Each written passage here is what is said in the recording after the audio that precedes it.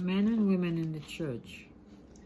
In 1 Timothy chapter 2, verses 11 to 15, and this is taken from the New Living Translation, which says, "Women should learn quietly and submissively. Do not let women teach men or have authority over them. Let them listen quietly. For God made Adam first, and afterward he made Eve. It was not Adam who was deceived by Satan. The woman was deceived, and sin was the result. But women will be saved through childbearing, assuming they continue to live in faith, love, holiness, and modesty." Jesus chose only men as his 12 apostles, and this is stated in Mark chapter 3, verses 13 to 19. And this is one reason we must look at that only men should be appointed for leadership in the church. Several women did hold important positions in the early Christian churches, and this is stated in Acts chapter 1, verses 12 to 14, and Romans chapter 16, verses 1 to 16.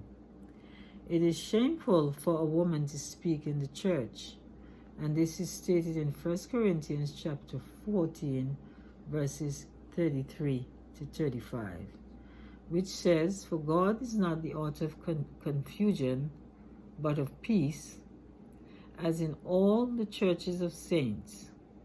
Let your women keep silent in the churches, for they are not permitted to speak, but they are to be submissive, as the law also says. And if they want to learn something, let them ask their own husbands at home, for it is shameful for the women to speak in the church."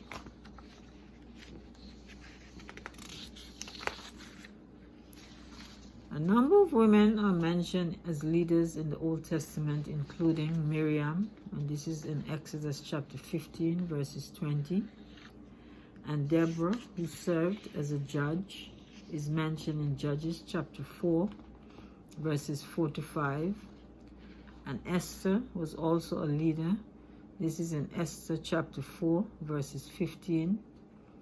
Also, in the early part of Jesus' ministry, women used to perform ministering duties, and that is, their duties were to learn and attend to others' needs.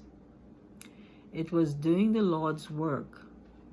When we minister, we are representing Jesus Christ and acting as his agents to watch over, lift, and strengthen those around us. Many of the larger denominations do not ordain women as pastors. The Roman Catholic and the Orthodox churches do not.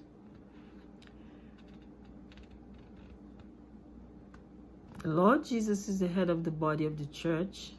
Christ is the foundation, cornerstone, and head of his church. And this is stated in Colossians chapter 1, verses 18.